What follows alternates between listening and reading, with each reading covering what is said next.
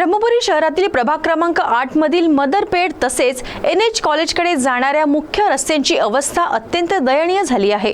संपूर्ण रस्त्यावर खड्डेच खड्डे पडल्याने नागरिकांसह विद्यार्थी आणि विशेषतः विद्यार्थिनींना जीव मुठीत धरून प्रवास करावा लागतो आहे। पावसामुळे खड्ड्यांमध्ये पाणी साचत असल्याने त्यांची खोली लक्षात येत नाही। दुचाकी स्वारांचा तोल जाऊन अपघात होण्याची भीती कायम असून दररोज महाविद्यालयात जाणाऱ्या विद्यार्थिनींना मोठा त्रास सहन करावा लागतो आहे। या मार्गावरून पायी चालणाऱ्या नागरिकांनाही चिखल आणि खड्ड्यांमुळे हाल अपेष्टा सहन कराव्या लागत आहेत।